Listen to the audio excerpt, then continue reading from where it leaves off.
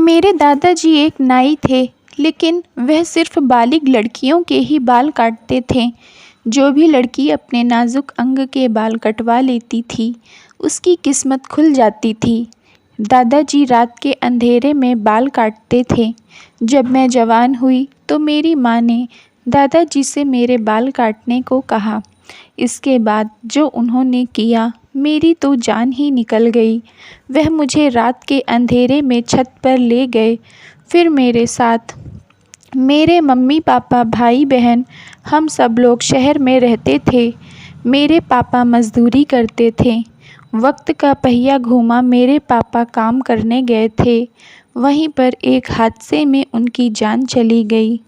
मेरी माँ ने कोई कार्यवाही नहीं किया, क्योंकि हम लोग गरीब थे। हमारी सुनने वाला कोई नहीं था। पापा के मरने से मेरी मम्मी को सदमा लग गया। वह हम लोगों के खाने पीने की व्यवस्था नहीं कर पा रही थीं। जो सपने देखकर मेरे मम्मी पापा शहर में रहने के लिए गए थे, उनके वह सपने चकनाचूर हो गए, क्योंकि पापा इस दुनिया को छोड़कर जा चुके थे और मम्मी का काम करना मुश्किल हो रहा था। मम्मी को मज़दूरी में बहुत ही कम पैसे मिलते थे, जिससे नमक रोटी भी चलाना मुश्किल हो रहा था। तभी मेरे छोटे भाई की तबीयत खराब हो गई। हमारे पास इलाज के लिए पैसे नहीं थे। मेरी मम्मी ने अपने नसीब से लड़ने की बहुत कोशिश किया था, लेकिन अब उन्होंने हार मान लिया। वह हम तीनों बच्चों को लेकर गांव वापस आ गई। गांव आने के बाद मेरी दादी ने तानों से मेरी माँ का जीना हराम कर दिया, क्योंकि मेरे पापा इस दुनिया से जा चुके थे। इसलिए दादाजी और दादी ने हमें रखने से इनकार कर दिया। मेरी माँ ने गांव की पंचायत में गुहार लगाई। वहाँ फैसला मेरी माँ के पक्ष में हुआ, क्योंकि मेरे पापा के हम 3 बच्चे भी थे। मेरी माँ बेचारी हम सब को लेकर कहाँ जाती, कैसे हमारा पालन पोषण करती। पंचायत ने दादाजी से कहा कि तुम्हें अपनी बहू और नाती पोतों को अपने साथ रखना पड़ेगा। यह पंचायत का फैसला है, और अगर तुमने इसे नहीं माना तो तुम्हें इसकी सज़ा मिलेगी। मेरे दादाजी गांव के नाई थे। गांव के चौधरियों के साथ उनका उठना बैठना था। दादाजी मेरी माँ से बहुत नाराज़ थे। पहली बार मेरी माँ की वजह से उन्हें पंचायत में मुजरिम बनकर खड़ा होना पड़ा था। लेकिन मेरी माँ भी बेचारी क्या करती, उसके पास भी कोई और रास्ता नहीं था। अगर दादाजी हम सबको घर पर पहले ही रख लेते तो इन सब की नौबत ही नहीं आती। हम लोग गांव में रहने लगे। पहले तो दादाजी हम लोगों से नहीं बोलते थे, लेकिन आखिर हम सब उनका खून थे। वह कितने दिन हमसे दूर रहते। वह हमें प्यार करने लगे। कुछ दिनों में दादाजी और दादी के प्यार के सामने हम लोग अपने पापा का प्यार भूल गए। दादाजी ने हम तीनों भाई बहन का स्कूल में दाखिला करवाया। हम सब पढ़ने जाने लगे। मेरी माँ बहुत खुश हो गई, क्योंकि उन्हें शुरुआत से ही अपने बच्चों को पढ़ाने लिखाने का बहुत शौक़ था। उनका सपना दादाजी पूरा कर रहे थे। मेरी माँ दादाजी की हर बात पत्थर की लकीर की तरह मानती थीं। कभी कोई नाफरमानी नहीं करती थीं। हम लोगों को भी यही सिखाती थीं कि जो दादाजी कहते हैं वह काम ज़रूर किया करो। उनकी बातों को कभी मत टालना, क्योंकि वही हैं जो हम सब का खर्च उठाते हैं। मेरी माँ ज़्यादा बाहर नहीं निकलती थी, लेकिन दादी उन्हें हर एक खबर दिया करती थी। मेरे दादाजी 70 साल के थे। उनके पास रात के समय रोज़ कोई ना कोई जवान लड़की ज़रूर आती थी। वह उसे लेकर छत के अंधेरे में चले जाते थे। जब वह लड़की अपने घर जाती तो उसकी किस्मत बदल जाती थी। यह सब सुनने में बड़ा अजीब लगता है, लेकिन यह बात सच थी। मैं भी बड़ी हो रही थी। मैं जब यह सब देखती थी तो मन में जानने की इच्छा होती थी कि आखिर छत पर क्या चल रहा है। मैंने ऊपर जाने की कोशिश किया तो मुझे मारा जाता था। मेरी माँ और दादी कहती, बेटा कभी गलती से वहाँ नहीं जाना, वरना बहुत बड़ा अनर्थ हो जाएगा। मैं समझ नहीं पाती थी कि आखिर क्या चल रहा है। सभी नाई तो दिन में सबके सामने बाल काटते थे, लेकिन मेरे दादाजी रात के अंधेरे में ही क्यों बाल काटते हैं? उनके पास कभी कोई मर्द या लड़का बाल कटवाने नहीं आता था। सिर्फ बालिग लड़कियां ही बाल कटवाती थीं। उसके बाद पूरी रात वह लड़की दिखाई नहीं देती थी। सुबह सुबह दादाजी उसे उसके घर भेज देते थे। कुछ दिनों बाद खबर मिलती थी कि वह लड़की की बहुत अमीर घर में शादी हो गई है। कोई कहता था कि दादाजी बालिग लड़कियों के शरीर के बाल के साथ साथ नाजुक अंग के भी बाल काटते हैं, तभी उसकी किस्मत खुलती है। जो भी था, मैं ये सब लोगों के मुंह से सुनती थी, लेकिन कभी अपने घर वालों से कुछ नहीं पूछा था, ना ही उन लोगों ने मुझे बताया ही था। मेरे मन ही मन कश्मकश चलती रहती थी कि आखिर मेरे दादाजी क्या काम करते हैं।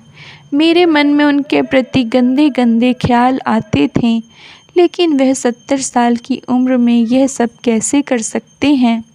मैं भी बालिग हो चुकी थी, लेकिन मेरे दादाजी मेरे बाल नहीं काटते थे।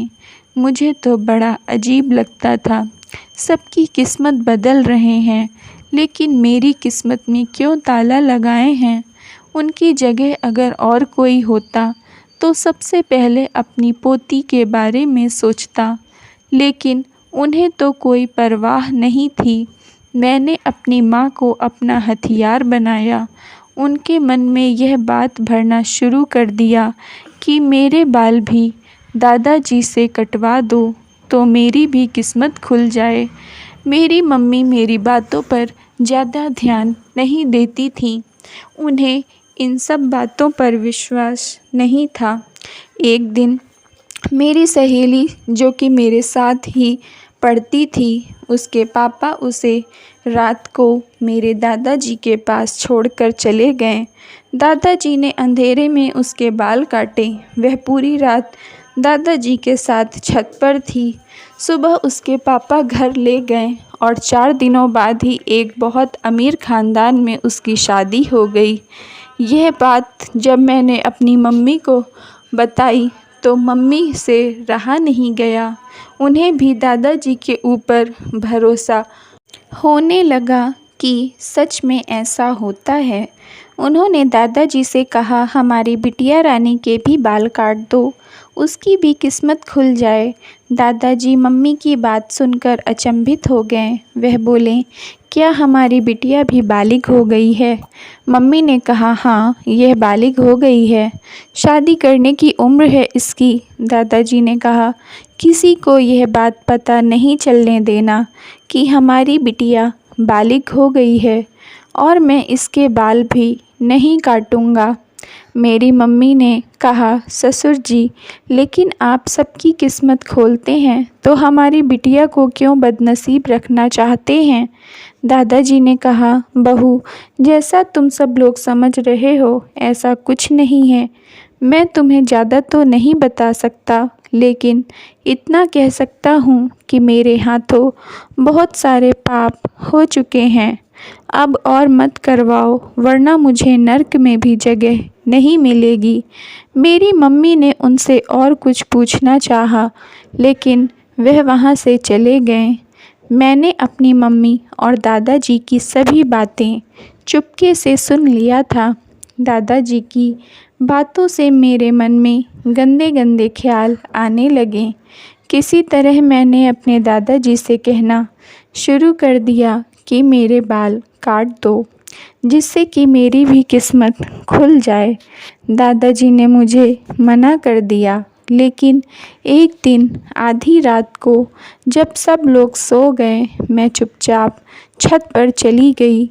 वहाँ छुपकर देखा तो मेरी जान ही निकल गई, क्योंकि दादाजी सिर्फ धोती पहने थे। एक लड़की सामने बैठी थी। दादाजी ने रात के अंधेरे में उस लड़की के सिर के बाल काट दिए। थोड़ी देर में वह बेहोश हो गई। छत पर बने एक कमरे से कुछ आदमी निकल आए। वह उस लड़की को लेकर कमरे में चले गए। काफ़ी देर तक वह लड़की उस कमरे के बाहर नहीं निकली। मेरे दादाजी छत पर बाहर कमरे के बाहर बैठे रो रहे थे। मैं नीचे अपने कमरे में आ गई। दूसरे दिन सुबह सुबह उस लड़की के पापा आए और उसे ले गए। मेरे दादाजी ने उस लड़की के सिर्फ सिर के बाल काटे थे और वह बेहोश हो गई थी। उसके बाद क्या हुआ मैं समझ नहीं पाई थी। आज मैंने सोच लिया था कि किसी तरह दादाजी से सच्चाई जानकर ही रहूँगी। मैंने उनसे पूछा कि दादाजी, आप लड़कियों के साथ क्या करते हैं? मुझे पूरा सच जानना है। मेरे दादाजी की उम्र 70 साल हो चुकी थी, इसलिए लोग उन पर भरोसा करके अपनी बेटियां एक रात के लिए दे जाते थे, लेकिन वह तो कुछ और ही करते थे। मुझे इतना तो शक हो गया था कि उन लड़कियों के साथ कुछ तो गलत हो रहा है, क्योंकि जो आदमी उस लड़की को लेकर कमरे में गए थे वह अच्छे आदमी नहीं लग रहे थे। मेरे दादाजी ने कहा, बेटी तुम अपने काम से काम रखो, इन सब मामलों में मत पड़ो। मैंने कहा, दादाजी कल रात मैंने छत में छुपकर सब कुछ देख लिया था। यह सुनते ही मेरे दादाजी के होश उड़ गए। वह कांपने लगे। उन्होंने कहा, तुमने जो कुछ भी देखा है उसे अपने तक ही रखना, किसी को मत कहना। मैंने कहा, दादाजी को धमकी दिया कि अगर आपने सब कुछ सच सच नहीं बताया तो मैं गांव वालों को जाकर बता दूंगी कि आप उनकी बेटी को बेहोश करके दूसरे आदमियों के हवाले कर देते हैं। उन्होंने कहा, बेटी मुझसे बहुत बड़ी गलती हो गई है। मैंने ये नहीं सोचा था कि मेरे घर भी बेटी होगी, मुझे भी उसकी कीमत चुकानी पड़ेगी। मैंने गांव की बालिग बेटियों के साथ बहुत बड़ा गुनाह किया है। भगवान मुझे कभी माफ़ नहीं करेंगे। शायद इसीलिए मैं अब अपने ही काम में फंस गया हूँ, क्योंकि गांव के ठाकुर साहब, जो कि बहुत अमीर आदमी हैं, उनकी एक लत है कि वह हमेशा नई बालिग लड़की के साथ रात बिताना चाहता है। इस बात का पता लगाने के लिए कौन सी लड़की अभी नई नई बालिग हुई है, वह मुझसे उन लड़कियों के बाल कटवाता है। उसने ही मेरे बारे में यह बात मशहूर करवाया है कि मैं जिस भी लड़की के बाल रात के अंधेरे में काटता हूँ उसकी किस्मत खुल जाती है। लेकिन ऐसा कुछ नहीं है। जब लड़की मेरे पास आती है, मैं उसके बाल काटता हूँ, फिर वह बेहोश हो जाती है। वह ठाकुर अपने दोस्तों के साथ कमरे में पहले से बैठा रहता था। जब लड़की बेहोश हो जाती है तो उसे अपने साथ कमरे में ले जाते हैं। सुबह उसे नग्न अवस्था में छोड़कर भाग जाते थे, किसी को कुछ पता न चले, इसलिए उस लड़की के होश में आने से पहले मैं उसे कपड़े पहना देता था। मेरे बारे में पता नहीं यह बात कैसे मशहूर हो गई कि मैं नाजुक अंगों के बाल काटता हूँ, लेकिन ऐसा मैं कुछ नहीं करता। दादाजी की बात सुनकर तो मेरे रोंगटे खड़े हो गए। मेरे घर में इतना गंदा काम चल रहा था और घर वालों को इसकी कभी भनक भी नहीं लगी। ठाकुर कुछ दिनों बाद अपने किसी अच्छे सुंदर नौकर को बहुत सारा पैसा देकर उस लड़की की शादी उससे करवा देता था। जिससे गांव वाले समझते थे कि लड़की की किस्मत खुल गई, जबकि यह सब ठाकुर की चाल थी। ठाकुर अपने इस शौक पर हद से ज़्यादा पैसे लुटा रहा था। मैंने अपने मन में ठाना कि मैं पुलिस को सब कुछ बता दूंगी और सबको पकड़ा दूंगी। अब और मैं गांव की लड़कियों के साथ गलत नहीं होने दूंगी। मैंने दादाजी को अपना पूरा प्लान समझा दिया। मम्मी से कह दिया कि दादाजी मेरे बाल काटने के लिए तैयार हो गए हैं। पूरे गांव में यह बात फैल गई कि दादाजी आज अपनी पोती के बाल काटने जा रहे हैं। वह भी बालिग हो गई है। रात होते ही दादाजी मुझे छत पर लेकर गए, अपनी धोती उतारी, मेरे बाल काटे। मैं बेहोश होने का नाटक कर लिया, क्योंकि दादाजी से मैंने कहा था कि वह मुझे बेहोश वाली दवा नहीं सूंघाएंगे, जो कि वह दूसरी लड़कियों को सूंघा देते थे। जैसे ही मैंने बेहोश होने का नाटक किया, कुछ आदमी कमरे से बाहर निकल आए। वह मुझे उठाकर ले जाने लगे। मैं दिल ही दिल में डर रही थी कि पुलिस समय पर आएगी या नहीं। वह लोग मुझे कमरे में ले जा रहे थे, तब तक पुलिस आ गई। पुलिस ने सबको पकड़कर गिरफ्तार कर लिया। मेरे दादाजी को भी पकड़ लिया, क्योंकि इन सब में वह भी शामिल थे। लेकिन दादाजी ने उन लोगों को पकड़वाया था और क्षमा प्रार्थना लिखी, इसलिए उनकी उम्र को ध्यान में रखते हुए उन्हें छोड़ दिया गया। बाकी ठाकुर और उसके आदमियों को सज़ा हो गई। गांव वालों को भी पता चल गया कि उनके साथ कितना बड़ा खेल खेला जा रहा था। इसीलिए हमें कभी किसी अंधविश्वास में नहीं पड़ना चाहिए।